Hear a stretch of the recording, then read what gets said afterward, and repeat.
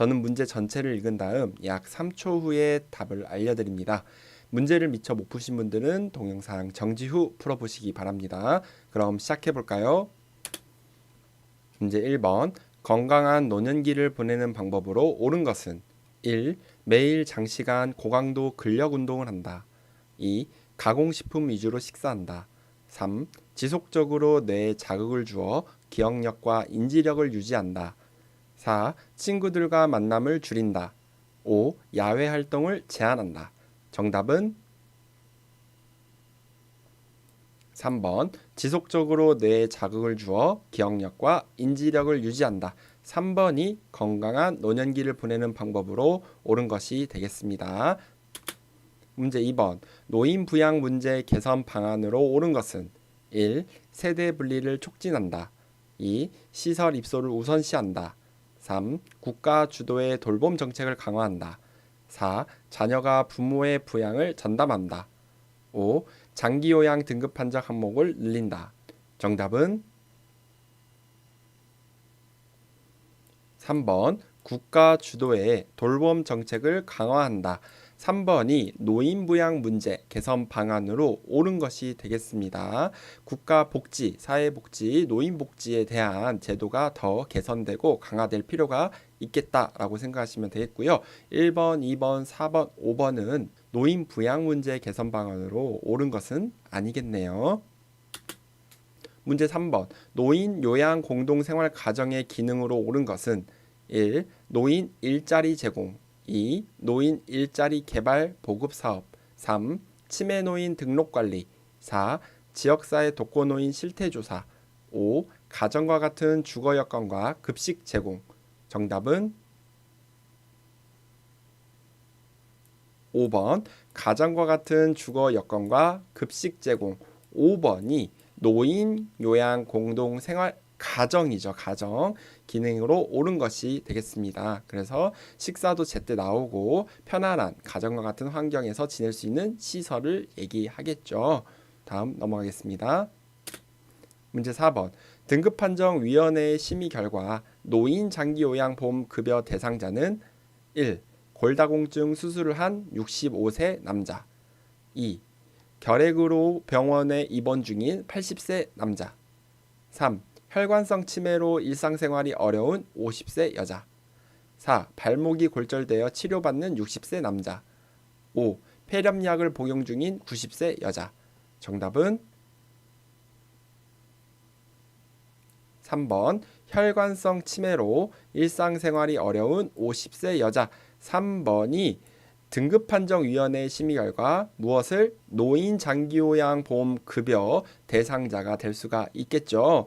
우선 노인성 질환이 치매란 말이 나오거나 또 뇌 쪽과 관련된 질환들, 그죠? 뇌출혈, 뇌경색, 그죠? 뇌졸중, 그다음 또 뭐 있습니까? 파킨슨 이런 내용들이 나오면은 등급판정위원회에서 장기요양 급여 대상자가 될 수가 있다. 65세 이하여도 그렇죠. 그런데 65세 이상이지만 일상생활이 어렵다라는 말이 나와야 또 가능하기 때문에 1번, 2번, 4번, 5번은 일상생활이 어렵다, 거동이 불편하다 이런 말이 나오지 않고 나이도 어리고 그렇죠. 그래서 3번이 정답이 되겠습니다. 문제 5번. 다음과 같은 서비스를 제공하는 노인 장기요양보험급여 유형은 보기를 보면요. 대상자의 일상생활, 신체활동 지원 및 인지기능의 유지, 향상에 필요한 용구 제공, 가정을 방문하여 재활에 관한 지원 등 제공한다. 이것은 어떤 장기요양보험급여 유형인가요? 1번 재활급여, 2번 가족요양급여, 3번 기타 재가급여, 4번 단기보호급여, 5번 주야간보호급여. 정답은 3번 기타 재가급여가 정답이 되겠죠. 여기 보기에서 힌트가 되는 단어가 용구, 복지용구 또는 이런 용구를 제공한다. 이런 것들. 그리고 재활에 관한 지원 등 복지용구가 보조기구죠. 이런 것들을 제공한다. 그것은 기타 재가급여가 되겠습니다. 문제 6번. 다음 내용에 해당하는 노인 장기요양 보험 표준 서비스 유형은 보기를 보면요. 식사 준비, 청소 및 주변 정돈, 세탁 등으로 수급자를 위한 음식물 조리, 설거지, 주방 정리, 청소 및 주변 정리 정돈, 의복 세탁 및 관리. 이거는 어떤 표준 서비스 유형인가요? 1번 정서 지원 서비스, 2번 기능 회복 훈련 서비스, 3번 가사 및 일상생활 지원 서비스, 4. 신체 활동 지원 서비스, 5. 인지 지원 서비스. 정답은 3번 가사 및 일상생활 지원 서비스. 3번이 정답이 되겠죠. 보기를 잘 보면은 다 가사 활동이 대부분 이루어져 있습니다. 근데 조금 헷갈려 하시는 게 식사 준비와 식사 도움이라는 말이 있어요. 식사 준비는 가사에 해당이 되지만 식사 도움이라는 말이 나오면은 옆에서 먹여드리고 이렇게 돌봐드리는 거기 때문에 신체 활동 지원 서비스에 해당이 돼요. 근데 여기는 준비니까 3번이 정답이 되겠습니다. 문제 7번. 요양보호 서비스 제공 원칙에 관한 설명으로 옳은 것은 1. 대상자의 인지 능력이 악화되면 서비스를 종결한다. 2. 대상자와 직계가족에게 서비스를 제공한다. 3. 서비스를 제공하기 전에 대상자의 특성을 확인한다. 4. 대상자의 가래를 흡인한다. 5. 인지 능력이 손상된 대상자에게 서비스 동의서를 받는다. 정답은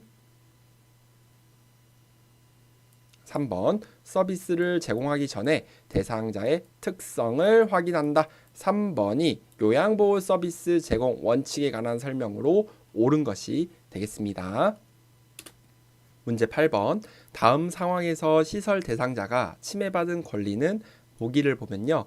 홍씨 할아버지는 종사자들이 다른 일을 하는 사이에 동료 노인을 꼬집거나 발로 차기도 하고 동료 노인의 따귀를 때린다. 요양보호사들은 이 사실을 알면서도 모른 채 하고 있다.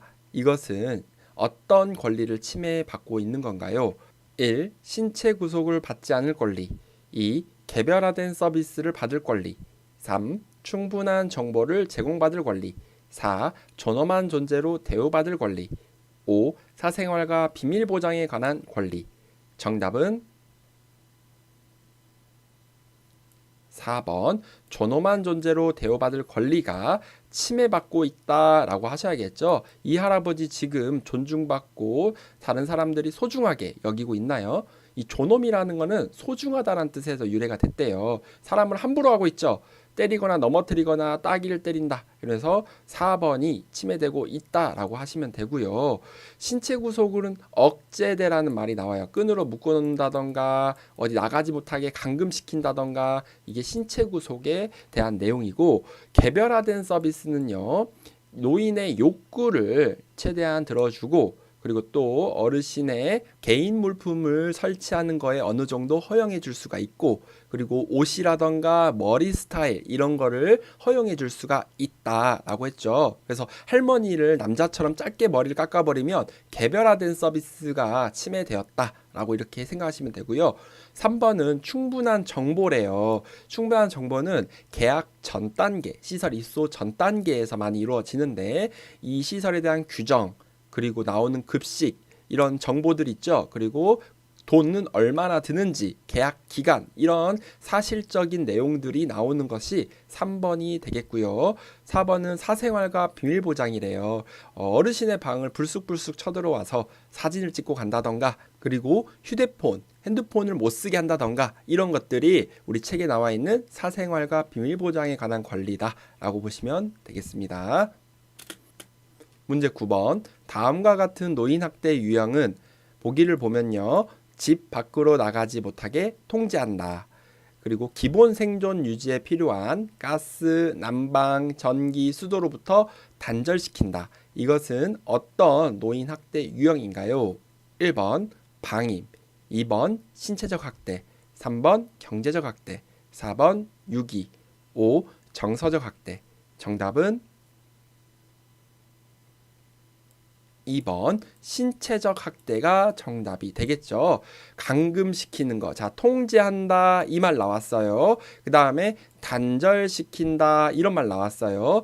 그리고 원치 않는 노동, 일을 시키는 거죠. 무릎이 아파 죽겠는데 밭에 나가서 12시간 동안 일하게 하는 거. 그거 어떻게 보면 가혹행위, 즉 신체적 학대가 되는 거예요. 그리고 약을 강제로 먹인다 이런 말도 신체적 학대예요. 자, 이런 말들이 나오면 이런 단어들이 나오면 무조건 신체적 학대다라고 생각을 하시면 되겠습니다. 문제 10번 산업재해보상보험법에 따른 근로자 보호의 내용으로 옳은 것은 1. 보험급여는 채권자에게 양도할 수 있다. 2. 보험급여를 받은 권리는 1년간 유효하다. 3번 산업재해를 당했다는 이유로 해고할 수 없다. 4. 보험급여는 조세로 적용되어 세금을 부과한다. 5. 사업장이 폐업된 경우는 장애급여를 받지 못한다. 정답은 3번 산업재해를 당했다는 이유로 해고할 수 없다. 3번이 산업재해보상보험법에 따른 근로자 보호의 내용으로 옳은 것이 되겠습니다. 뭐가 틀렸는지 1번부터 5번 봐볼까요? 1번은 보험급여는 채권자에게 양도할 수 없다라고 해야겠죠. 2번은요. 자, 보험급여를 받을 권리는 3년 혹은 5년이다. 둘 중에 하나만 나오면 되는데 1년은 틀렸습니다. 4번은요. 보험급여는 조세, 세금 뗐나요? 안 뗀다라고 해야겠죠. 부과한다. 틀렸고요. 5번 사업장이 폐업된 경우에도 받지 못한다가 아니라 받을 수 있다. 이렇게 해야겠습니다. 문제 11번 언어적 성희롱에 해당하는 행위는 1. 뒤에서 껴안음 2. 엉덩이를 밀착시킴 3. 신체 부위를 노출함 4. 음란한 사진을 보냄 5. 성적 사실관계를 물어봄. 정답은 5번 성적 사실관계를 물어봤다. 이거는 말로써 한 거기 때문에 언어적 성희롱에 해당이 되겠죠. 1번, 2번은요. 신체적 성희롱이 되겠습니다. 그렇죠? 3번, 4번은요. 보는 거잖아요. 사진을 보는 거고 신체 부위를 보는 거기 때문에 시각적 성희롱이 되겠습니다. 다음 넘어갈게요. 문제 12번 재가 대상자가 요양보호사에게 성적인 신체 접촉을 할 때 대처 방법은 1번 시설에 입소시킨다. 2번 큰 소리로 훈계한다. 3번 거부 의사를 분명히 표현한다. 4번 신체 접촉을 하는 이유를 물어본다. 5번 신경 쓰지 않고 하던 일을 계속한다. 정답은 3번 거부 의사를 분명히 단호하게 이렇게 표현한다. 3번이 재가 대상자가 요양보호사에게 성적인 신체 접촉, 그러니까 성희롱을 했을 때 대처 방법이 되겠습니다. 문제 13번 다음 상황에서 요양보호사의 대처 방법은 보기를 보면요. 대상자가 이렇게 얘기하네요. 밥그릇을 밀어내며 나 밥 못 먹겠어 이렇게 얘기해요. 이때 요양보호사가 어떻게 얘기해야 되나요? 1번 너무 까다로우세요. 2번 배고프실 때 말씀하세요. 3번 그러면 음식을 치울게요. 4번 자꾸 이러시면 제가 너무 힘들어요. 5번 입안에 상처가 있는지 확인해 볼게요. 정답은 5번 입안에 상처가 있는지 확인해 볼게요. 5번이 대상자가 음식을 거부할 때 확인할 수 있는 방법이 되겠습니다. 문제 14번 요양보호사의 직업윤리 원칙에 맞는 행동은 1. 대상자의 요구는 모두 수용한다. 2. 대상자의 사생활은 제한한다. 3. 대상자와 위계적 관계를 유지한다. 4. 복지용구가 필요하다고 하면 대여해준다. 5. 제공된 서비스 내용은 정확히 기록한다. 정답은 5번 제공된 서비스 내용은 정확히 기록한다. 5번이 요양보호사 직업윤리 원칙에 맞는 행동이 되겠습니다. 어려운 내용 없으시죠? 바로 넘어가도록 하겠습니다.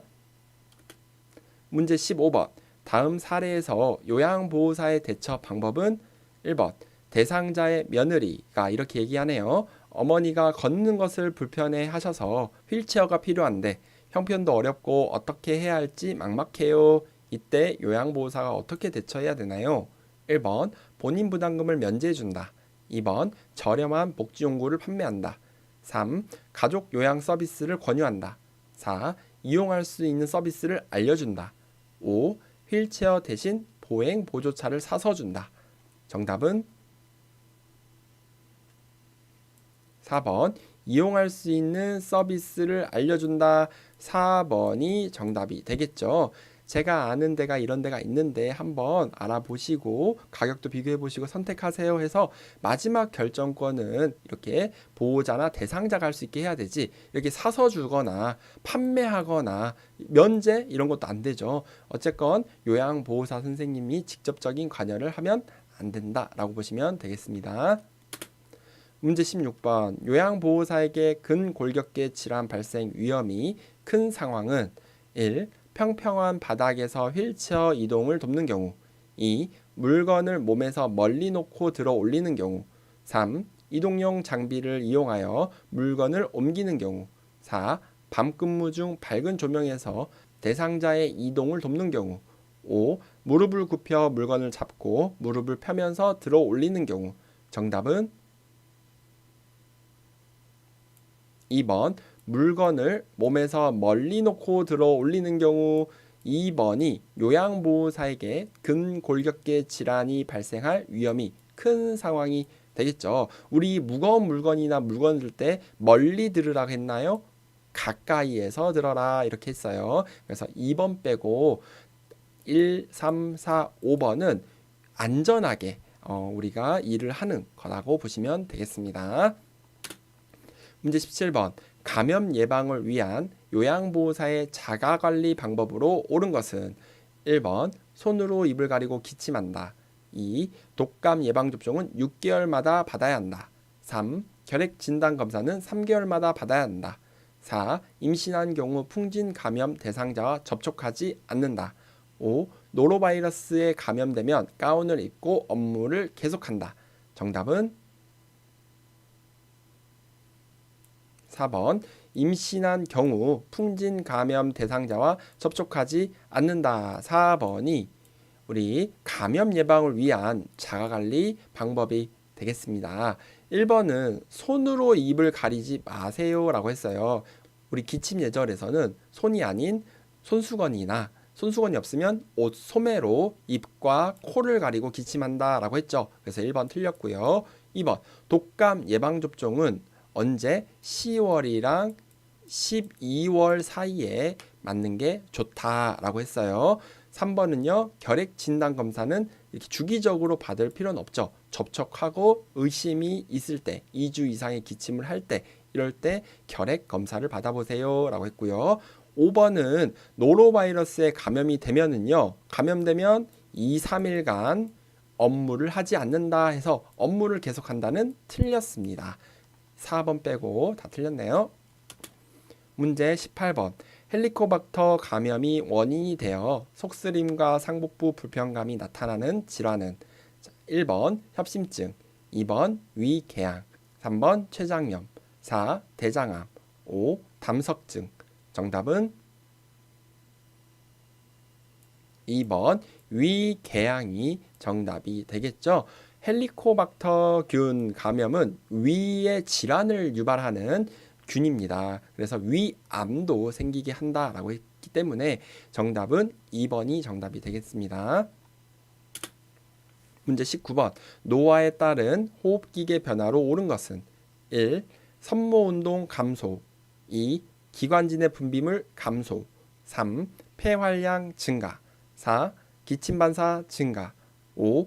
호흡근의 근력 증가. 정답은 1번 섬모운동 감소가 노화에 따른 호흡기계 변화로 옳은 것이 되겠죠. 1번이 정답이 되겠고 2번 하신 분들 있나요? 2번은 기관진의 분비물이 감소되면 좋은 뜻이잖아요. 노화에 따라서는 우리 신체가 다 안 좋아진다고 했죠. 그래서 감소가 아니라 증가해요. 분비물, 가래 이런 것들이 많아진다. 이걸로 인해서 기관지 염증이 잘 생긴다라고 했고 폐활량도 감소, 기침 반사도 감소해서 잘 뱉어내지 못한다. 5번 호흡근의 근력도 저하, 감소가 된다. 해서 1번 빼고 다 반대로 얘기하고 있네요. 문제 20번. 폐결핵에 관한 설명으로 옳은 것은 1. 바이러스성 감염 질환이다. 2. 스테로이드 약물 복용으로 예방할 수 있다. 3. 약물 복용 중 주기적인 간 기능 검사가 필요하다. 4. 치료 기간 중 증상이 사라지면 약물 복용을 중단한다.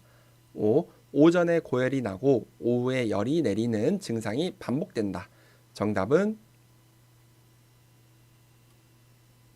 3번 약물 복용 중 주기적인 간 기능 검사가 필요하다. 3번이 폐결핵에 관한 설명으로 옳은 것이 되겠습니다. 자, 틀린 거 한번 봐볼까요? 폐결핵은요, 결핵균이라는 게 우리 몸에 들어와서 우리 몸 전신에 감염이 되는데 주로 폐에 감염이 잘 된다. 균이 폐를 좋아해요. 그래서 폐에 자주 생기기 때문에 폐결핵이라 하고, 바이러스성 감염이 그래서 아니에요. 균이에요. 2번 스테로이드 약물 복용 예방이 아니라 스테로이드 약물 소염제를 너무 오랫동안 드신 분들은 면역력이 떨어지기 때문에 오히려 폐결핵에 잘 걸릴 수가 있습니다. 예방은 틀렸죠.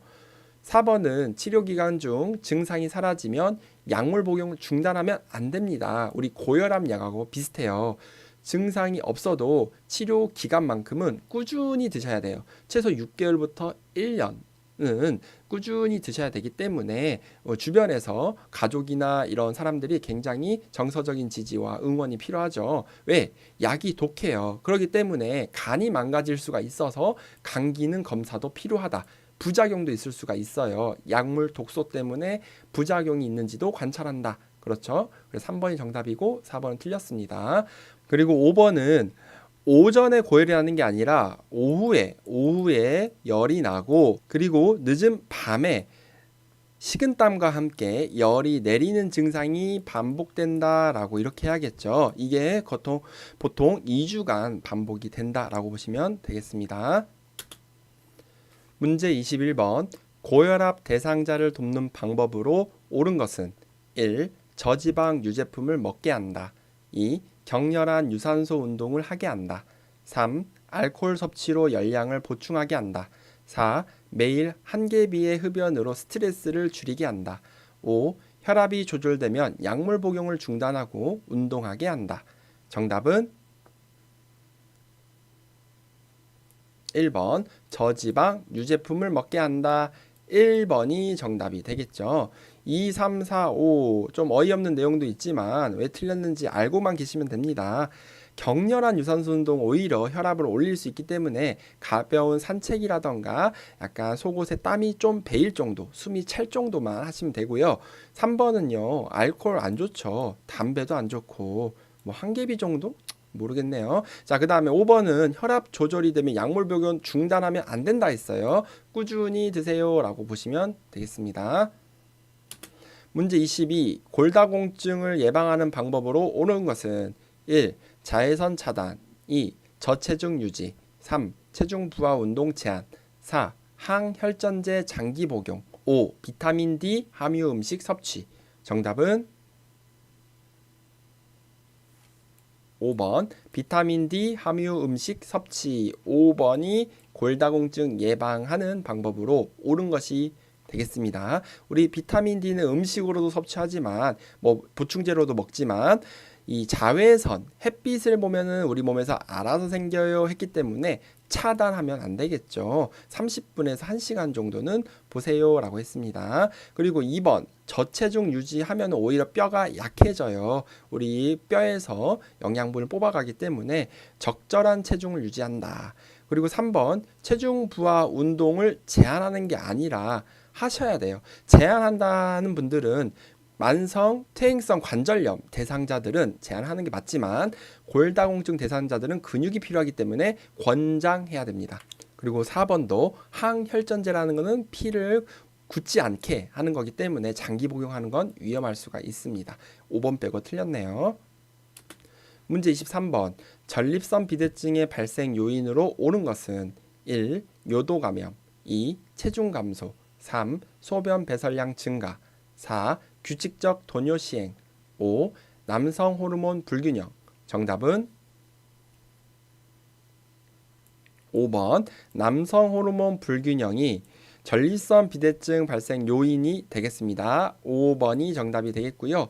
전립선은 남성에게만 있는 생식기관이죠. 여기서 호르몬도 나오는데 나이가 먹어감에 따라서 이 남성 호르몬은 조금 감소하게 되고 이제 여성 호르몬이 분비가 된다. 이로 인해서 전립선에 자극이 되어 비대증이 생길 수가 있다. 이렇게 지금 보고 있고요. 그다음에 음주를 하게 되면은 또 전립선 비대증의 원인이 되고 그 다음에 비만 세 가지만 좀 알고 계시면 되겠네요. 비만도 전립선 비대증의 요인이 된다라고 보시면 되겠습니다.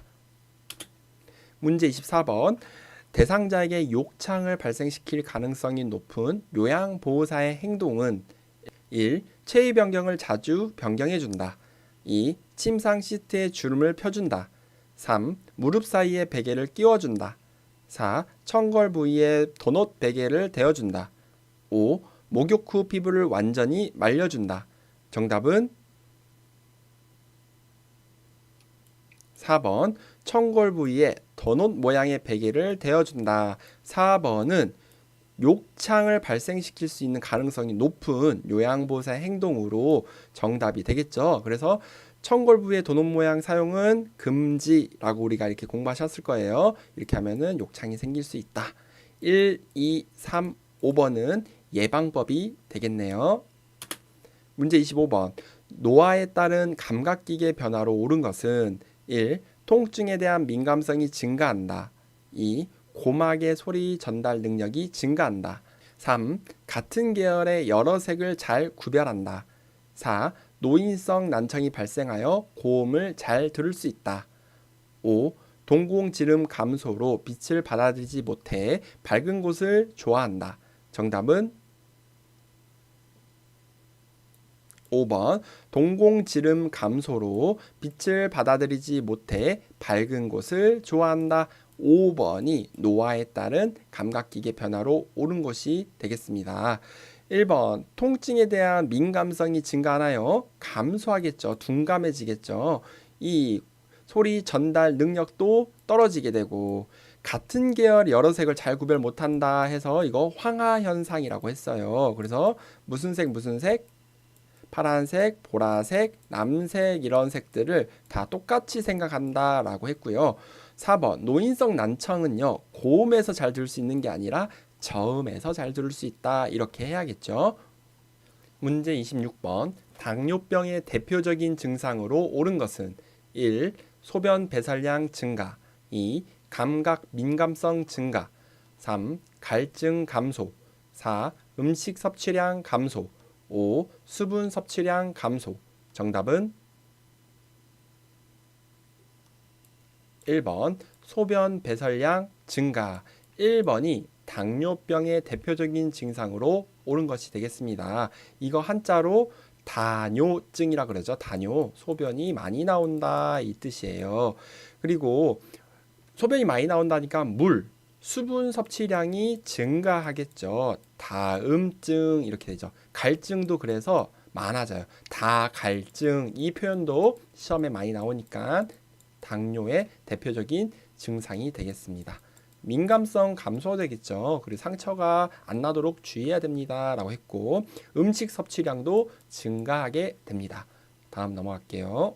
문제 27번 다음에서 설명하는 신경계 질환은 보기를 보겠습니다. 몸 전체가 굽어 엉거주춤한 자세, 관절이 굴곡되고 뻣뻣해짐, 안정시 떨림. 이거는 어떤 질환인가요? 1번 뇌졸중, 2번 파킨슨병, 3번 알츠하이머병, 4번 뇌막염, 5번 혈관성 치매. 정답은 2번 파킨슨병이 여기서 말하는 신경계 질환이 되겠고요. 굴곡이 되고 뻣뻣해진대요. 관절이. 그리고 이 안정시 떨림이라는 말이 나오면은 파킨슨 병을 그냥 골라주시면 되겠습니다. 키워드예요. 자, 많은 분들이 뇌졸중이나 알츠하이머병을 고르신 분들이 있었는데요. 뇌졸중은 뇌출혈, 뇌경색으로 인해서 우리 몸에 어떤 증상이 나타나죠? 언어 장애라던가 그리고 편마비라던가 그렇죠? 그리고 또 전신 마비, 그리고 의식 저하 이런 것들, 그리고 복시 이런 현상이 나타나죠. 그래서 뇌졸중으로 인해서 또 나타날 수 있는 증상이 바로 혈관성 치매다라고 했어요. 그리고 알츠하이머병은 치매잖아요. 치매의 우리의 증상, 인지장애라던가 진압력 장애라던가 기억력 장애 이런 것들이 있을 수 있다라고 보시면 되겠습니다. 문제 28번. 영양 문제 발생 위험이 가장 큰 대상자는 1번 인지 기능이 저하된 대상자, 2. 배변 활동이 양호한 대상자, 3. 사회 활동이 활발한 대상자, 4. 잇몸에 맞는 의치를 낀 대상자, 5. 시력 교정용 안경을 쓴 대상자. 정답은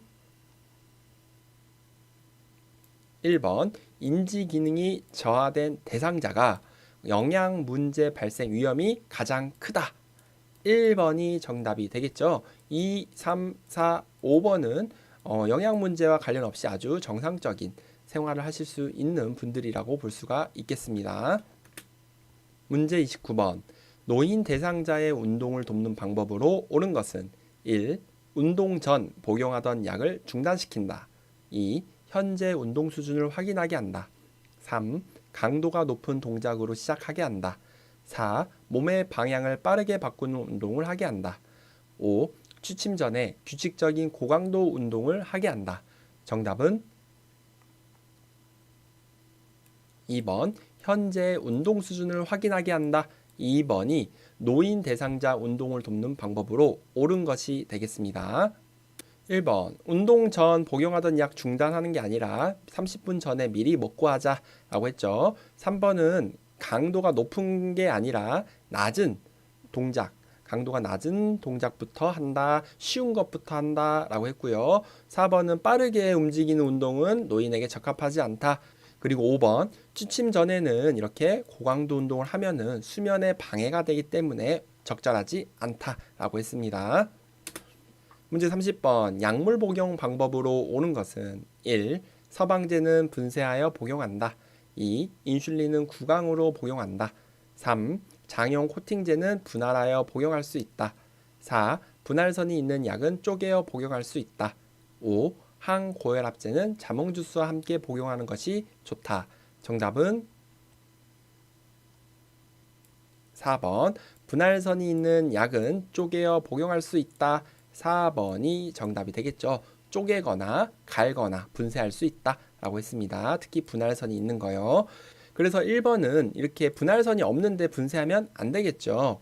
인슐린은 이번에 구강으로 복용하는 게 아니라 주사로 맞아야 된다. 3번도 분할하면 안 돼요. 분할선이 있어야 됩니다. 4번 항고혈압제는 자몽 주스와 함께 복용하면 부작용이 증가하기 때문에 복용하면 안 된다라고 했습니다. 문제 31번. 만 65세 이상 노인이 1회 기본 접종 후 10년마다 추가로 받아야 하는 예방 접종으로 묶인 것은 1. 대상포진 디프테리아, 2. 파상풍 디프테리아, 3. 파상풍 인플루엔자, 4. 폐렴구균 인플루엔자, 5. 폐렴구균 대상포진. 정답은 2번 파상풍 디프테리아가 10년마다 추가로 받아야 할 예방접종으로 묶인 것이 되겠습니다. 2번이 정답이죠. 1번 대상포진은 60세 이상 노인에게 권장한다라고 돼 있고요. 그리고 인플루엔자는 매년 맞아야 된다. 1년마다 예방접종하세요 라고 했죠. 폐렴구균은 65세 이상 노인에게 접종을 권장한다라고 돼 있습니다. 문제 32번. 요양보호사 관찰한 내용을 올바르게 기록한 것은 1. 실금을 여러 번 함, 2. 오후에 건망증이 더 심해짐, 3. 오랜만에 기분이 좋아 보임, 4. 오후 간식인 바나나 섭취를 거부함, 5. 이른 아침에 운동을 간단하게 함. 정답은 4번 오후 간식인 바나나 섭취를 거부함. 4번이 요양보호사가 관찰한 내용을 올바르게 기록한 것이 되겠습니다. 문제 33번. 요양보호 업무 보고가 중요한 이유는 1. 서비스 비용 결정 2. 시설장의 직무평가 3. 대상자의 신체 기능 상태 측정 4. 가족에게 서비스 제공 계획 설명 5. 타 전문직과 원활한 업무 협력. 정답은 5번 타 전문직과 원활한 업무 협력. 5번이 요양보호 업무가 중요한 이유로 여기에서는 정답이 되겠네요. 문제 34번. 임종 적응 단계 중 타협에 해당하는 대상자의 반응은 1. 하필 왜 내가 죽어야 해? 2. 더 이상 살 수 없다니 너무 슬퍼. 3. 이제 소리칠 힘도 없어. 나는 지쳤어. 4. 그래, 내게 이런 일이 벌어졌어. 하지만. 5. 아니야, 믿을 수 없어. 다른 병원에 가야겠어. 정답은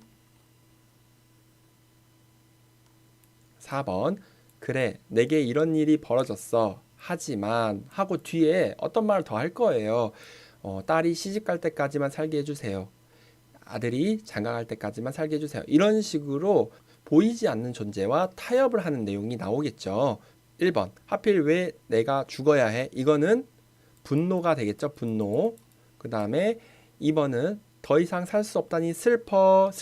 우울이에요. 우울. 그 다음에 3번은 이제 소리칠 힘도 없어. 나는 지쳤어. 이거는 체념하고 있잖아요. 그러니까 수용이에요. 수용을 해버리는 거지. 다 받아들이는 겁니다. 5번. 나는 믿을 수 없어. 다른 병원에 가야겠어. 부정이에요. 부정. 다음 넘어가겠습니다. 문제 35번. 사전연명 의료의향서에 관한 설명으로 옳은 것은 1. 본인 의사에 상관없이 대리 작성이 가능하다. 2. 사전연명 의료의향서 등록기관에 등록해야만 효력이 있다. 3. 연명의료 중단은 의사의 도움에 의한 적극적 안락사와 같다. 4. 효력이 발생하여 연명의료가 중단되어도 심폐소생술은 시행된다. 5. 효력이 발생하여 연명의료가 중단되면 물과 영양분을 공급하지 않는다. 정답은 2번 사전연명의료의향서 등록기관에 등록해야만 효력이 있다. 2번이 사전연명의료의향서에 관한 설명이 되겠습니다. 1번 대리 작성 안 돼요. 사전연명의료의향서는요. 본인이 직접 신분증을 가지고 가서 작성해야 됩니다. 의식이 있을 때죠. 그러니까 3번 연명의료 중단은 의사의 도움에 적극적 안락사와 같다는 틀렸습니다. 4번은요. 심폐소생술 안 하는 거예요. 5번 효력이 발생했을 때 물과 영양분은 공급하고요. 산소 단순 공급. 그 다음에 그리고 진통제, 약, 통증 완화를 위한 약들 있죠. 이런 것은 중단하지 않는다라고 했습니다. 문제 36번부터 80번까지가 실기 파트입니다. 문제 36번. 다음 대화에서 요양보호사의 공감적 반응으로 옳은 것은 보기를 보겠습니다. 대상자가 이렇게 얘기하네요. 나를 도와주던 요양보호사는 그만두었어요. 그 사람이 참 잘했었는데 이때 요양보호사는 어떻게 얘기를 해야 되나요? 1. 서로 적응될 때까지 기다리세요. 2. 그런 식으로 말하시니 제가 많이 서운하네요. 3. 제가 그 사람보다 경력이 더 많아 더 잘할 수 있어요. 4. 제가 마음에 들지 않으시면 다른 사람을 소개해 드릴까요? 5. 그 사람이 일을 참 잘하셨나 봐요. 저도 열심히 노력할게요. 정답은 5번. 그 사람이 일을 참 잘하셨나 봐요. 저도 열심히 노력할게요. 5번이 지금 공감적 반응으로 옳은 것이 되겠죠. 1번, 2번, 3번, 4번처럼 얘기하면은 조금 싸우자는 느낌, 공격적인 느낌이 들기 때문에 하지 않는 게 좋습니다. 문제 37번. 동료 요양보호사가 대상자에게 식사를 제공하다가 중단한 후 사적인 통화를 오래 할 때 나 전달법으로 반응한 것은 1. 밥이 식으니까 빨리 끊어주세요. 2. 이제 통화 좀 그만하시면 안 될까요? 3. 개인적으로 급한 일이 있으신가 보군요. 4. 어르신이 기다리고 계셔서 보기에 안쓰럽네요. 5. 내가 대신 어르신을 돌보고 있을 테니 편히 통화해요. 정답은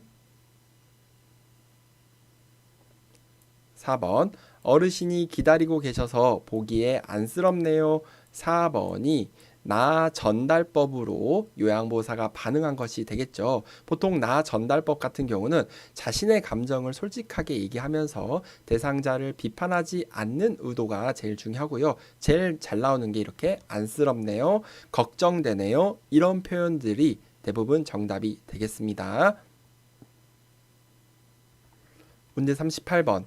다음과 같은 방법으로 의사소통해야 하는 대상자는, 보기를 보겠습니다. 대상자와 이야기할 때는 얼굴과 눈을 응시하며 천천히 말한다. 대화에 주의를 기울이고 소음이 있는 곳은 피한다. 면담할 때는 앉아서 하고 질문에 대한 답변이 끝나기 전에 다음 질문을 하지 않는다. 이런 분들은 어떤 대상자들인가요? 1번 시각장애 대상자, 2번 행동장애 대상자, 3번 언어장애 대상자, 4. 진압력장애 대상자, 5. 청각장애 대상자. 정답은 3번 언어장애 대상자가 정답이 되겠습니다. 우선 대상자가 언어장애가 있기 때문에 우리가 천천히 얘기를 해야 되겠죠. 그리고 주의를 기울이고 시끄러운 곳이 아닌 조용한 곳에서 대화하려고 하시고, 이 사람이 이제 얘기하는데 오래 걸릴 수 있기 때문에 질문에 대한 답변이 끝나기 전에 다음 질문을 하지 않고 기다려라. 그렇죠? 경청해줘라. 이겁니다. 3번이 정답이 되겠네요. 문제 39번. 식탁 의자에 앉아 식사하는 대상자를 돕는 방법은 1. 등받이가 없는 의자에 앉게 한다. 2. 대상자를 의자 앞쪽 끝부분에 걸터 앉게 한다. 3. 식탁 윗부분이 대상자의 가슴 높이에 오게 한다. 4. 의자를 식탁에 가까이 붙여 팔을 식탁 위에 올리게 한다. 5. 대상자의 발가락이 바닥에 닿지 않게 한다. 정답은 4번 의자를 식탁에 가까이 붙여 팔을 식탁 위에 올리게 한다. 4번이 식탁 의자에 앉아 식사하는 대상자를 돕는 방법이 되겠습니다. 1번 등받이가 있어야 되겠죠. 없으면 안 되고, 2번 대상자 의자 앞쪽이 아니라 안쪽 깊숙이 앉아야 됩니다. 3번은요. 식탁의 윗부분이 대상자의 가슴 높이입니까? 배꼽과 가슴 사이 높이예요.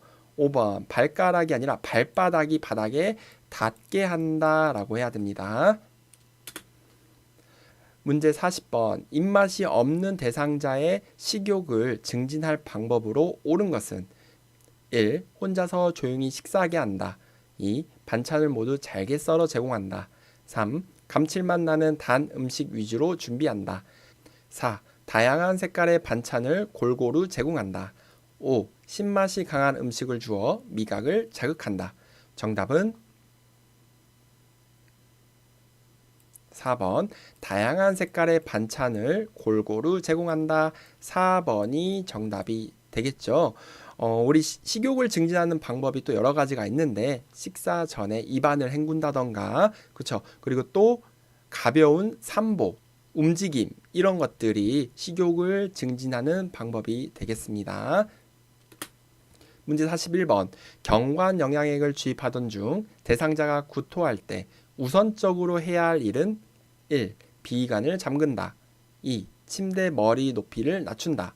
3. 영양액 대신 물을 주입한다. 4. 비위관이 꼬였는지 확인한다.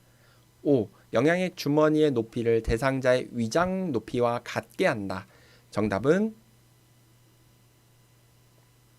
1번 비위관을 잠근다. 1번이 경관 영양액 주입 도중 구토할 때 가장 먼저 해야 될 일이 되겠고요. 그 다음 어떻게 해야 되죠?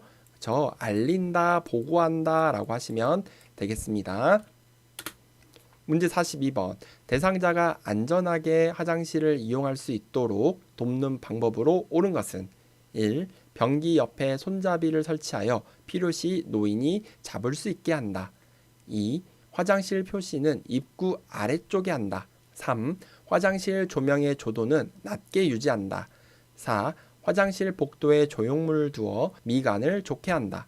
5. 화장실에 갈 때 신고 벗기 쉽게 슬리퍼를 신긴다. 정답은 1번 변기 옆에 손잡이를 설치하여 필요시 노인이 잡을 수 있게 한다. 1번이 우리 대상자가 안전하게 화장실을 이용할 수 있도록 돕는 방법이 되겠습니다. 문제 43번. 침상 배설을 도울 때 올바른 순서는 가나다라 순서가 나왔네요. 가부터 읽어보도록 하겠습니다. 가. 대변의 특이사항을 보고한다. 나. 대상자 둔부를 들어 올린 후 변기를 대어준다. 다. 배에 힘을 주기 쉽도록 침대 머리를 올려준다. 라. 허리 아랫부분에 무릎 덮개를 덮은 후 바지를 내린다. 자, 순서를 한번 나열해 보도록 하겠습니다. 정답은 5번 라나 다가 순서가 되겠죠. 여기에서 순서를 골라주셔야 되는데 여기에서 제일 먼저 허리 아랫부분에 무릎 덮개를 덮은 후 바지를 내려줘야겠죠. 바지도 안 내리고 변기 대주실 거예요? 침대 올려주실 건가요? 아니잖아요. 바지 내리고 그 다음에 대상자의 둔부를 들어 올린 후 변기를 대어줍니다. 이게 두 번째. 그 다음 세 번째는 대어줬으면 어르신이 중력에 의해서 배에 힘을 주기 쉽도록 침대 머리를 올려줍니다. 그리고 나서 뭐 다양한 과정이 좀 생략이 됐는데 대변을 봤다 치고 그 대변의 특이사항을 이제 보고해 주시면 되겠습니다. 네 번째가 되겠네요. 정답은 5번입니다. 문제 44번. 편마비 대상자의 이동변기 사용을 돕는 방법으로 옳은 것은 1. 대상자의 마비된 쪽에 이동변기를 놓는다. 2. 이동변기는 침대에서 30에서 45도 각도로 비스듬히 붙여놓는다. 3. 이동변기의 높이는 침대의 높이보다 낮게 한다. 4. 대상자의 두 발이 바닥에 닿지 않게 이동변기에 앉힌다. 5. 이동변기는 하루에 3번 세척한다. 정답은 2번 이동변기는 침대에 30에서 45도 각도로 비스듬히 붙여놓는다. 2번이 정답이 되겠죠.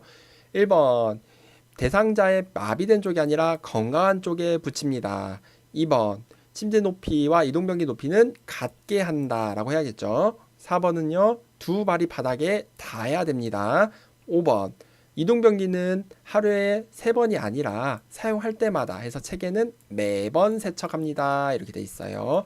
횟수가 나오면 안 됩니다.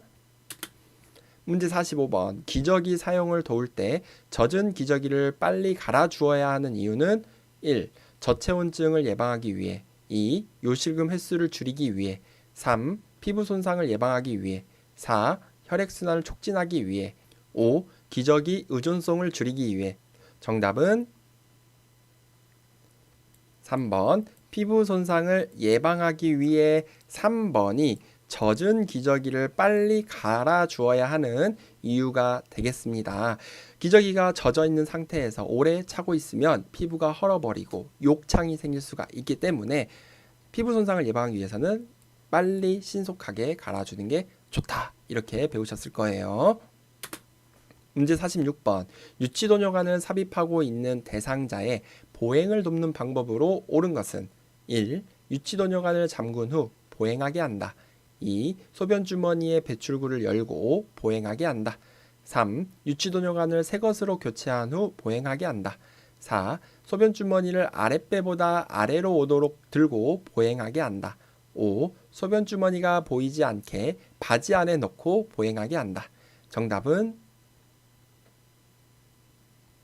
4번 소변주머니를 아랫배보다 아래로 오도록 하고 보행하게 한다. 4번이 정답이 되겠죠. 이게 아랫배보다 높아져 버리면 역류하게 돼서 요로 간염이 생길 수가 있어요 라고 했으니 4번이 정답이 되겠습니다. 문제 47번. 입안을 닦아낼 때 올바른 순서는 1번 아래쪽 이와 잇몸, 혀, 윗니와 잇몸, 입천장. 2번 윗니와 잇몸, 다음 입천장, 아래쪽 이와 잇몸, 마지막 혀. 3. 윗니와 잇몸, 아래쪽 이와 잇몸, 입천장, 혀. 4. 입천장, 다음 혀, 다음 윗니와 잇몸, 다음 아래쪽 이와 잇몸. 5. 아래쪽 이와 잇몸, 입천장, 혀, 윗니와 잇몸. 정답은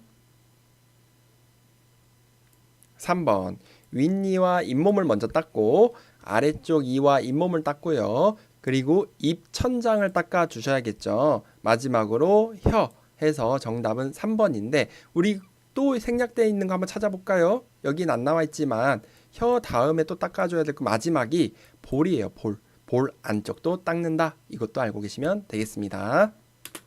문제 48번. 혈액응고 장애가 있는 대상자의 칫솔질을 돕는 방법으로 옳은 것은 1. 칫솔모가 단단한 칫솔로 닿게 한다. 2. 치아에서 잇몸 방향으로 칫솔질하게 한다. 3. 칫솔로 치아뿐 아니라 혀의 깊숙한 데까지 닿게 한다. 4. 치실로 음식물 찌꺼기를 제거한 후 칫솔질하게 한다. 5. 매 식사 후 30분 이내 잠자기 전에 칫솔질하게 한다. 정답은 5번 매 식사 후 30분 이내와 그리고 잠자기 전에 칫솔질하게 한다. 5번이 정답이 되겠죠. 사실 문제가 혈액응고 장애가 있는 대상자가 나와 있는데 그거랑 상관없이 일반적으로 우리는 5번처럼 해야 된다. 정답은 5번이고요.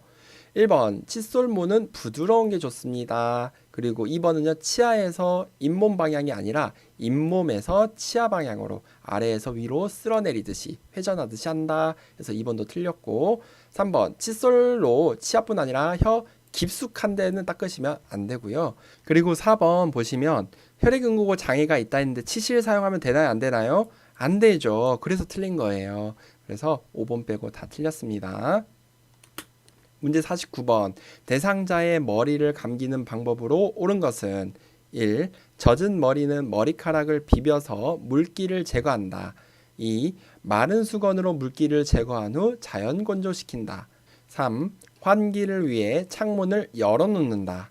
4. 물의 온도는 22도에서 26도 정도가 좋다. 5. 두피는 손가락 끝으로 마사지 후 헹군다. 정답은 5번 두피는 손가락 끝으로 마사지 후 헹군다. 5번이 대상자 머리 감기는 방법으로 옳은 것이 되겠습니다. 손톱으로 하면 안 된다라고 아시죠? 1번은 뭐가 틀렸죠? 젖은 머리는 비벼서가 아니라 비비지 말고 수건으로 감싸서 가볍게 두들겨 물기를 제거해라 이렇게 나와 있고 2번 마른 수건으로 물기를 제거한 후 자연 건조가 아니라 헤어드라이어를 사용하는 게 좋죠. 그리고 환기를 위해 창문을 열어놓지 않습니다. 환기는 맨 마지막에 열어주시고 4번 물의 온도는 35도가 적당하다라고 했죠. 22도에서 26도는요 실내 온도예요. 그래서 35도가 물의 온도가 되겠습니다. 문제 50번 침상에 누워 지내는 대상자의 머리를 손질하는 방법으로 옳은 것은 1. 모발 끝에서 두피 방향으로 빗질한다. 2. 두피 관리를 위해 이틀에 한 번씩 빗질한다. 3. 거울을 제공하여 머리 모양을 확인하게 한다. 4. 요양보호사의 기호에 따라 머리 모양을 정리한다. 5. 머리카락이 엉켰을 경우 잘라낸다. 정답은 3번 거울을 제공하여 머리 모양을 확인하게 한다. 3번이 정답이 되겠죠. 우선 1번은 모발 끝에서 두피 방향이 아니라 두피 방향에서 모발 끝으로 빗질을 한다 이렇게 해야 돼요. 모발 끝에서부터 했으면 이거 완전히 개털이 되겠죠. 2번 두피 관리를 위해 이틀에 한 번씩이 아니라 자주 해주시면 돼요. 4번은 요양보호사의 기호가 아니라 대상자의 기호. 그리고 머리카락이 엉켰을 경우는 잘라내는 게 아니고 물을 묻혀서 정리해준다 이렇게 보시면 되겠습니다. 문제 51번 발의 혈액순환을 촉진하는 방법으로 옳은 것은 1. 모직 양말을 신긴다. 2. 산성비누로 거품을 내어 씻긴다. 3. 손가락과 발가락 사이를 알코올로 닦는다. 4. 따뜻한 물에 10분에서 15분 동안 담가둔다. 5. 식초물에 적신 수건을 감싸준다. 정답은 5번 따뜻한 물에 10분에서 15분 동안 담가준다. 4번이 정답이 되겠습니다. 문제 52번 목욕하는 동안 대상자의 체온이 유지되도록 돕는 방법으로 옳은 것은 1. 창문을 열어 습기를 제거한다. 2. 목욕 중 몸에 따뜻한 물을 자주 끼얹어 준다. 3. 목욕 후 몸의 물기를 자연 건조되게 한다. 4. 목욕물의 온도는 50도 이상이 되도록 한다. 5. 비누를 묻힌 수건으로 몸의 중심에서 말초 방향으로 닦아준다. 정답은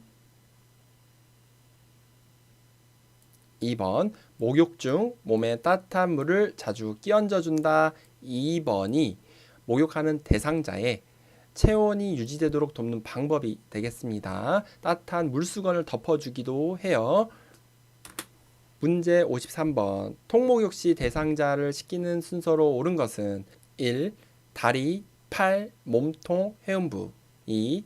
다리, 회음부, 팔, 몸통. 3. 팔, 회음부, 다리, 몸통. 4. 팔, 몸통, 회음부, 다리. 5. 회음부, 다리, 팔, 몸통. 정답은 1번. 다리 먼저, 팔, 그 다음에 몸통, 마지막이 회음부가 되겠습니다. 1번이 정답이 되겠네요. 씻기는 순서가 왜 다리 먼저냐? 우리 통목욕 시 대상자의 물온도 확인하게 할 때 대상자의 발에다가 물을 뿌려주면서 온도 괜찮으세요? 물어보죠. 발가락에 물을 뿌린 김에 다리를 다 씻겨주는 거예요. 그래서 다리가 먼저 나오는 거예요. 그 다음에 팔, 몸통, 회음부다. 이렇게 외우셔도 됩니다. 문제 54번. 대상자의 침상을 정리하는 방법으로 옳은 것은 1. 침구는 땀 흡수가 잘 되는 면제품이 좋다. 2. 시트 위에 매트리스를 깐다. 3. 침구는 정기적으로 세탁하여 그늘에서 말린다. 4. 시트 중앙선이 침대 가장자리에 오도록 편다. 5. 덮는 이불은 기온과 상관없이 항상 같은 것으로 한다. 정답은 1번. 침구는 땀 흡수가 잘 되는 면제품이 좋다. 1번이 대상자의 침상을 정리하는 방법으로 옳은 것이 되겠습니다. 문제 55번. 왼쪽 편마비 대상자에게 앞이 막힌 상의를 벗기는 순서로 옳은 것은 1. 오른쪽 팔, 머리, 왼쪽 팔. 2. 오른쪽 팔, 왼쪽 팔, 머리. 3. 머리, 왼쪽 팔, 오른쪽 팔. 4. 왼쪽 팔, 오른쪽 팔, 머리. 5. 왼쪽 팔, 머리, 오른쪽 팔. 정답은 1번. 오른쪽 팔, 머리, 왼쪽 팔. 1번이 앞이 막힌 상의를 벗기는 순서래요. 자, 벗긴다 했으니까 어디부터입니까? 왼쪽이 마비니까 어디부터? 건강한 쪽부터예요. 건강한 쪽 먼저, 그 다음에 막혀 있으니까 머리를 빼고 마지막 마비된 쪽을 벗겨주시면 되겠습니다. 문제 56번. 요양보호사의 올바른 신체 정렬 방법은 1. 갑작스러운 동작은 피한다. 2. 작은 근육을 사용한다. 3. 대상자로부터 자신의 몸을 멀게 한다. 4. 무릎을 펴고 허리를 구부린다. 5. 지지면을 좁히고 무게중심을 낮춘다. 정답은 1번. 갑작스러운 동작은 피한다. 1번이 요양보호사의 올바른 신체정렬 방법이 되겠는데요. 다른 게 뭐가 틀렸는지 볼까요? 2번은 큰 근육을 사용한다. 이렇게 해야 되겠죠. 3번은 몸을 멀게 하는 게 아니라 가까이에서 우리 대상자를 잡습니다. 4번은요. 무릎을 펴고가 아니라 무릎은 굽히고요. 허리를 펴야 돼요. 그래서 4번도 틀렸고 5번 지지면을 넓혀야겠죠. 그래서 1번 빼고 다 틀렸습니다. 문제 57번. 침대에 걸터 앉아 있는 대상자를 앞에서 보조하여 일으켜 세우는 순서로 옳은 것은 가나다라 보겠습니다. 가. 대상자는 침대에 가볍게 걸터 앉아 발을 무릎보다 살짝 안쪽으로 옮겨준다. 나. 어깨로 대상자 가슴을 지지하여 상체를 피는 데 도움을 준다. 다. 허리를 잡고 지지하고 대상자 상체를 앞으로 숙이며 일으켜 세운다. 라. 무릎으로 대상자 마비 쪽 무릎 앞쪽에 대고 지지한다. 자, 가나다라 이 순서를 정리해서 답을 찾아보시기 바랍니다. 정답은 5번. 먼저 가. 대상자는 침대에 가볍게 걸터 앉아 발을 무릎보다 살짝 안쪽으로 옮겨준다. 발이 무릎보다 앞으로 나와 있으면 일어나기가 쉽지 않죠. 그래서 첫 번째가 가입니다. 그 다음에 라. 무릎으로 대상자 마비 쪽 앞쪽을 대고 우리가 지지를 해줘요. 요양보호사 무릎으로 대상자 마비 쪽 무릎 앞쪽을 대주고 지지해줍니다. 다 이렇게 두 번째로 이렇게 해줬으면 받치고 이제 일어나면 되겠죠. 그래서 다가 세 번째예요. 허리를 잡아 지지하고 대상자 상체를 앞으로 숙이며 일으켜 세워줍니다. 그 다음에 어깨로 대상자 가슴을 지지하여 상체를 피는데 도움을 준다 해서 마지막이 나가 되겠네요. 정답은 5번이 되겠습니다. 문제 58번. 왼쪽 편마비 대상자가 지팡이를 사용하여 계단을 내려가는 순서로 옳은 것은 1. 지팡이 왼쪽 다리 오른쪽 다리 2. 지팡이 오른쪽 다리 왼쪽 다리 3. 왼쪽 다리 지팡이 오른쪽 다리 4. 왼쪽 다리 오른쪽 다리 지팡이 5. 오른쪽 다리 지팡이 왼쪽 다리. 정답은 1번 지팡이 먼저, 항상 지팡이 먼저죠. 그 다음에 내려간다고 했으니까 어디부터입니까? 마비된 쪽 다리 먼저 가고요. 그 다음에 건강한 쪽 다리가 나중에 온다 해서 1번이 정답이 되겠습니다. 문제 59번. 다음은 어떤 복지용구에 대한 설명인가? 작고 간단하고 가볍다. 다른 보조도구와 비교하여 균형 감각 향상에 좋다. 지팡이 중 안정성은 가장 떨어진다. 이것은 어떤 복지용구인가요? 1번 한발 지팡이 2. 접이형 지팡이 3. 네발 지팡이 4. 겨드랑이 목발 5. 캐나디안 팔꿈치 신전 목발. 정답은 1번 한발 지팡이 1번이 정답이 되겠죠. 한발 지팡이는요. 작고 간단하고 가볍다. 그리고 안정성이 가장 떨어진다. 이런 말이 나와요. 그래서 여기서는 1번이 정답이 되겠습니다. 문제 60번. 자세 변환용 쿠션을 선택할 때 고려사항으로 옳은 것은 1. 쿠션의 재질은 딱딱해야 한다. 2. 커버는 분리하여 세척할 수 있어야 한다. 3. 내부 충전재가 커버 밖으로 나와 있어야 한다. 4. 커버는 소독할 수 있고 변색이 잘 되어야 한다. 5. 자세를 쉽게 바꿀 수 있도록 표면이 미끄러워야 한다. 정답은 2번 커버는 분리하여 세척할 수 있어야 한다. 2번이 자세 변환용 쿠션을 선택할 때 고려사항으로 옳은 것이 되겠습니다. 문제 61번. 대상자의 의복과 침구의 선택 및 관리 방법으로 옳은 것은 1. 얼룩이나 더러움이 심한 옷은 모아두었다가 세탁한다. 2. 이불은 그늘에서 말린다. 3. 이불 건조 시간은 오전 10시부터 오후 2시가 좋다. 4. 베개는 습기를 흡수하는 것이 좋다. 5. 린넨유는 소재가 두꺼운 것이 좋다. 정답은 3번 이불 건조 시간은 오전 10시에서 오후 2시가 좋다. 3번이 정답이 되겠죠. 자, 1번은 더러움이 심한 것은 모아두었다 세탁하는 게 아니잖아요. 따로 분리해서 세탁을 하시는 방법도 있고 2번은 그늘에 말리는 게 아니라 햇볕에 말려서 자외선에 의한 살균 효과를 가지게 하는 거다. 4번은요. 습기를 흡수하는 거 좋지 않죠. 반대예요. 5번 린넨유는 두꺼운 것이 아니라 가벼운 것이 좋다. 3번 빼고 다 틀렸습니다. 문제 62번. 다음 표시 방법으로 건조해야 하는 세탁물은 1번 이불 2. 청바지 3. 면 티셔츠 4. 니트 목도리 5. 꽃무늬 블라우스. 정답은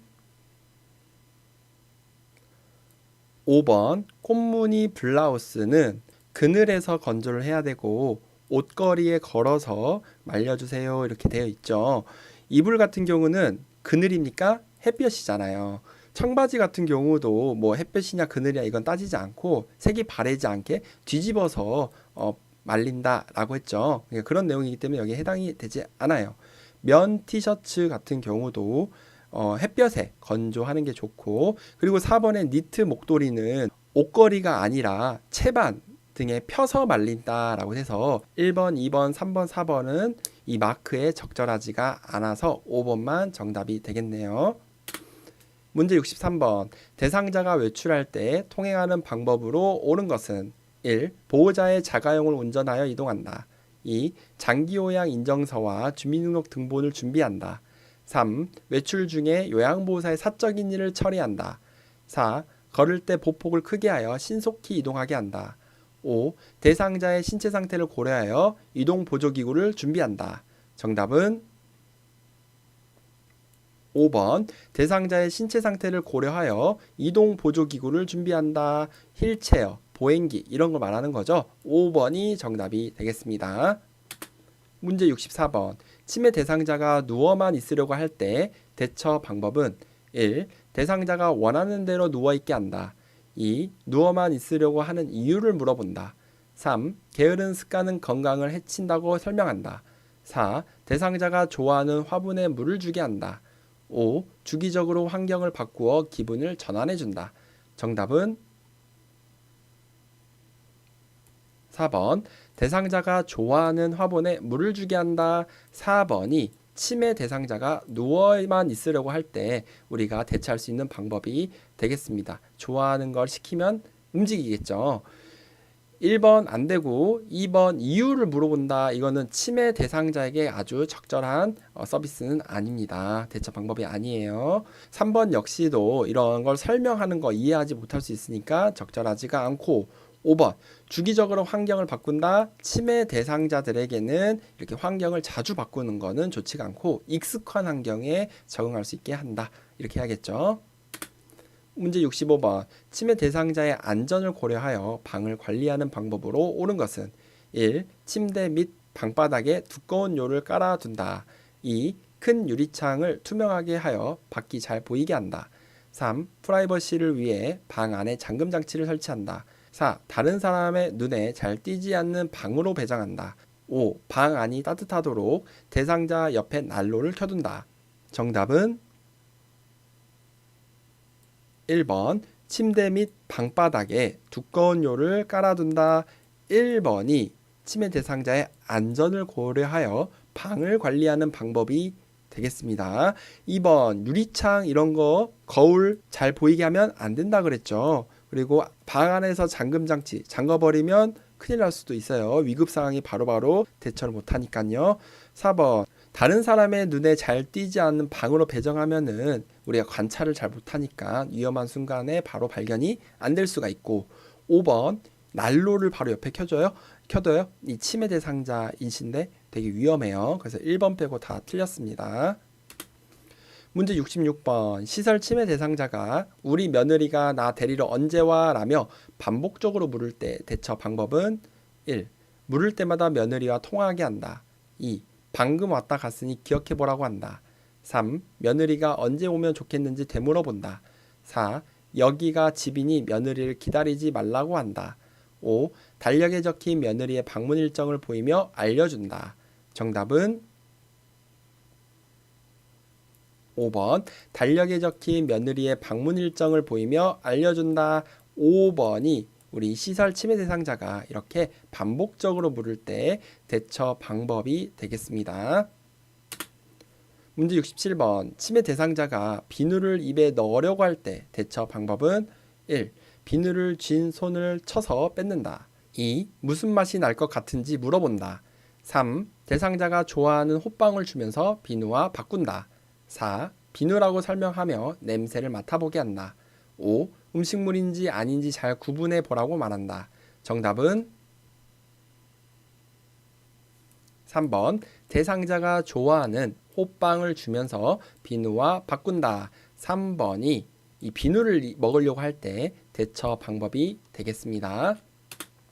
문제 68번 시설 치매 대상자가 밤낮이 바뀌어 낮에 졸고 있을 때 대처 방법은 1. 말을 걸어 자극을 준다. 2. 따뜻한 우유를 제공한다. 3. 낮잠을 충분히 자게 한다. 4. 주위의 소음을 최대한 줄인다. 5. 수면의 적당한 온도를 유지한다. 정답은 1번 말을 걸어 자극을 준다. 낮에 졸지 못하도록 말을 걸어서 깨우는 겁니다. 또는 단순한 일거리를 제공한다. 운동을 한다. 이렇게 잠을 못 자게 하는 게 대부분 정답이 되겠습니다. 그래야 밤에 자겠죠.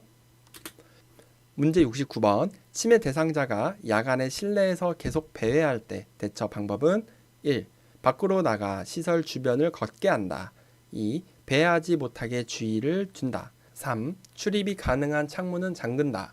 4. 복잡한 일을 주어 집중하게 한다. 5. 실내 조명을 끄고 침대에 놀게 한다. 정답은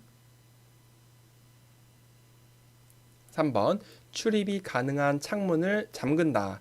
3번이 정답이 되겠죠. 왜냐하면 이렇게 배회하다가 문이 열려져 있는 걸 보고 나가버리게 되면 실종 노인이 돼버릴 수가 있습니다. 그럼 더 위험하겠죠. 문제 70번. 다음 상황에서 요양보호사의 대처 방법은 보기를 보겠습니다. 시설 침해 대상자가 낮잠을 자다가 깨서 이 방에 있는 사람들 다 나가라고 고함을 칩니다. 이때 어떻게 대처해야 되나요? 1. 나쁜 꿈을 꾸었는지 물어본다. 2. 함께 밖으로 나가 바람을 쐰다. 3. 집단 프로그램에 참여하게 한다.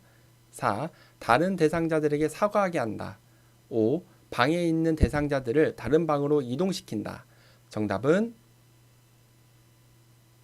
2번 함께 밖으로 나가 바람을 쐰다. 2번이 우리 이렇게 문제 행동을 하고 있는 치매 노인의 대처 방법이 되겠죠. 관심을 바꾸거나 기분을 환기시키는 방법, 산책하거나 그리고 또 단순한 일거리를 제공하거나 그렇죠. 그런 거 좋아하는 것을 하게 한다거나 이렇게 하시면 되겠습니다. 문제 71번. 시설 침해 대상자가 해질녘이 되면 밖으로 나가겠다며 문고리를 잡고 흔들 때 대처 방법은 1. 잠잠해질 때까지 지켜본다. 2. 조용한 방에 혼자 있게 한다. 3. 커튼을 쳐서 실내를 어둡게 한다.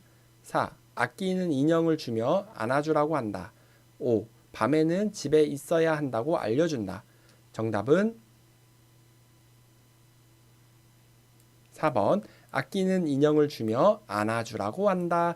4번이 이 치매 대상자 해질녘이 되면 밖으로 나가겠다면 문고리를 잡고 흔들죠. 석양 증후군에 대한 대처 방법이 되겠습니다.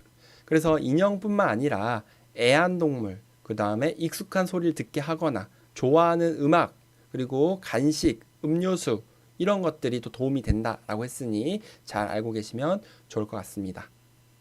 문제 72번. 치매 대상자가 잠에서 깨어 옷을 다 벗고 방 밖으로 나왔을 때 대처 방법은 1. 벗기 어려운 옷을 입힌다. 2. 빨리 옷을 입으라고 말한다. 3. 실내 온도가 높은지 확인한다. 4. 벗은 채로 다시 잠을 자게 한다. 5. 스스로 체온을 재어 열이 나는지 체크하게 한다. 정답은 3번 실내 온도가 높은지 확인한다. 3번이 이렇게 치매 어르신이 옷을 다 벗고 나왔을 때 더워서 그러신가 라고 우리가 한번 생각해 볼 수가 있겠죠. 그리고 또 옷에 뭐 가시라던가 불편한 게 있는지 확인한다. 그러니까 벗으려 하겠죠. 그런 것들을 우리가 확인해 주시면 좋을 것 같습니다. 문제 73번. 다음과 같은 상황에서 효과적으로 의사소통한 것은 보기를 보겠습니다. 치매 대상자가 아이고 아파 배 아파 죽겠어 라고 했네요. 이때 요양보호사는 어떻게 얘기를 해야 되나요? 1번 언제부터 어떻게 아프세요? 2. 배를 짚으며 여기가 아프세요? 3. 많이 아프시군요. 장염인가 봐요. 4. 어저녁에 무엇을 드셨는지 말씀해 보세요. 5. 속이 쓰리세요? 더부룩하세요? 콕콕 쑤시나요? 정답은 2번 배를 짚으며 여기가 아프세요? 2번이 효과적으로 의사소통하는 방법이 되겠습니다. 문제 74번. 치매 대상자와 의사소통하는 방법으로 옳은 것은 1. 시선은 한 곳을 응시한다. 2. 언어와 몸짓을 함께 사용한다. 3. 대상자보다 높은 위치에 선다. 4. 대상자와 신체적 접촉은 피한다. 5. 대상자 뒤에서 천천히 다가간다. 정답은 2번 언어와 몸짓을 함께 사용한다. 2번이 치매 대상자와 의사소통하는 방법으로 옳은 것이 되겠습니다. 우리 1번은 시선을 한 곳을 응시하고 있으면 안 되죠. 3번은요. 대상자보다 높은 위치가 아니라 같은 위치, 눈높이가 같아야 돼요. 4번은요. 대상자와 신체적 접촉은 피하는 게 아니라 가벼운 이 스킨십은요. 오히려 효과적인 의사소통과 심리적, 정서적 안정을 준다. 이렇게 돼 있죠. 5번은요. 대상자 뒤에서가 아니라 앞에서 가야겠죠. 뒤에서 오면은 오는지 안 오는지 모르니까요. 문제 75번. 일반적인 위기 상황 발생 시 올바른 대처 순서는 가나다라가 있는데요. 이 순서를 또 골라보도록 하겠습니다. 가. 응급처치를 실시한다.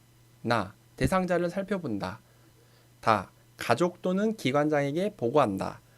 라. 상황을 판단한다. 정답은 4번 라나 가다 순서가 되겠죠. 먼저 첫 번째 라 상황을 판단해야 돼요.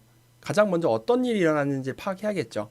그 다음에 대상자를 살펴봅니다. 두 번째. 그리고 나서 응급 상황이면 응급처치를 해야 되겠죠. 응급처치를 실시한다가 세 번째고, 그리고 마지막이 가족 또는 기관장에게 보고한다. 이렇게 라나 가다. 정답은 4번이 정답이 되겠습니다. 문제 76번. 지진이 발생했을 때 대처 방법은 1. 창문을 열고 환기한다. 2. 흔들리는 동안 탁자 위에 엎드린다. 3. 운동장 같은 넓은 공간으로 대피한다. 4. 흔들림이 멈추면 바로 전기를 사용한다. 5. 엘리베이터를 이용하여 신속히 밖으로 나간다. 정답은 3번 운동장 같은 넓은 공간으로 대피한다.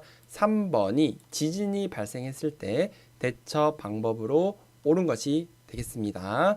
자, 1번은 환기시키면 안 되죠. 빨리 나가셔야 되고, 흔들리는 동안은 탁자 위가 아니라 아래, 가구 아래 있어야 된다. 머리를 보호하셔야겠죠. 그리고 4번 전기 사용 바로 하지 마시고 빨리 나가셔야 됩니다. 어떻게? 엘리베이터 사용하지 않고 신속하게 흔들림이 멈추면 밖으로 나가는데 운동장 같은 넓은 공간으로 간다. 이렇게 보시면 되겠네요. 문제 77번. 하임리히법에 관한 설명으로 옳은 것은 1. 천천히 심호흡하도록 유도한다. 2. 등 두드리기와 복부 밀어내기를 30대 2로 한다. 3. 머리를 뒤로 젖히고 턱을 들어 올리게 한다. 4. 음식물이 보이지 않으면 손가락을 입에 넣어 음식물을 찾는다. 5. 대상자를 뒤에서 안아 복부의 윗부분을 후 상방으로 밀어 올린다. 정답은 5번 대상자를 뒤에서 안아 복부의 윗부분을 후 상방으로 밀어 올린다. 5번이 정답이 되겠습니다. 1번은 천천히 심호흡이 아니라 큰 기침을 유도하게 하는 거고요. 그리고 2번 등 두드리기 복부 밀어 올리기 30대 2 이런 내용은 없습니다. 3번 머리를 뒤로 젖히고 턱 들어 올린다. 이것도 없고요. 음식이 보이지 않으면 손가락 넣으면 돼? 안 돼요? 안 돼요. 손가락을 넣으시면 더 들어갈 수가 있기 때문에 넣지 않습니다. 문제 78번. 대상자가 프로그램에 참여하던 중 손을 베어 출혈이 있을 때 대처 방법은 1. 비눗물로 씻긴다. 2. 손을 마사지해준다. 3. 지혈제를 뿌려준다. 4. 대야에 물을 받아 손을 담가준다. 5. 장갑을 착용하고 꺼즈로 압박한다. 정답은 5번 장갑을 착용하고 꺼즈로 압박한다. 5번이 손을 베었을 때 출혈을 지혈하는 방법이 되겠습니다. 이렇게 작은 출혈 같은 경우는 꺼즈로 하지만 피가 많이 나오는 출혈은 깨끗한 수건으로 눌러줘라 이렇게 되어 있으니 참고해 주시기 바랍니다. 문제 79번. 산책하던 중 대상자가 넘어져 손목 골절이 의심될 때 대처 방법은 1. 온찜질을 해준다. 2. 압박붕대로 꽉 조여준다. 3. 반지와 시계를 제거해준다. 4. 손을 심장 위치보다 낮게 내리게 한다. 5. 손목이 움직이는지 돌려보게 한다. 정답은 3번 반지와 시계를 제거해준다. 3번이 골절이 의심될 때 대처 방법이 되겠습니다. 부어오르기 때문에 부어오르기 전에 액세서리를 빼준다라고 했어요. 화상 대처 방법과 똑같아요. 자, 1번 온찜질이 아니라 냉찜질이 되겠고요. 압박붕대를 이렇게 감아주는 건 맞지만 꽉 조여주면 혈액순환이 되지 않을 수 있습니다. 4번 손을 심장 위치보다 낮게가 아니라 높게 올리고 있어야 부종을 조금 완화할 수가 있겠죠. 그리고 5번 골절인지 의심이 된다라고 했는데 이걸 돌려보면 엄청 아파요. 이렇게 함부로 하시면 안 됩니다. 문제 80번 대상자에게 심폐소생술을 할 때 가슴을 압박하는 방법으로 옳은 것은 1. 명치 아래 부위를 압박한다. 2. 양쪽 팔을 45도 정도 굽혀 압박한다. 3. 분당 100에서 120회 속도로 압박한다. 4. 등 밑에 낮은 베개를 고인 후 압박한다. 5. 최대 3cm 정도의 깊이로 가슴이 눌리게 압박한다. 정답은 3번 분당 100회에서 120회 속도로 압박한다. 3번이 정답이 되겠죠. 1분에 몇 초예요? 60초죠. 그러니까 1초에 한 번보다 더 빨리 해야 돼요. 100회에서 120회니까 1.5회에서 2회, 1초에 그 정도로 빠르게 하시면 되겠고요. 자, 우리 보시면 1번 명치 아래가 아니에요. 우리 흉골이라 그랬죠. 흉골의 중앙에 복장뼈를 제외한 흉골 쪽을 압박을 해주셔야 되고 2번 양쪽 팔을 90도라고 해야 됩니다. 90도 정도 펴서 직각으로 압박한다. 3. 등 밑에 베개나 푹신푹신한 게 아니라 딱딱한 곳에서 하셔야 돼요. 평평하고 딱딱한 곳. 5. 최대 5cm 정도의 깊이로 가슴이 눌리게 압박한다. 이렇게 하시면 되겠습니다.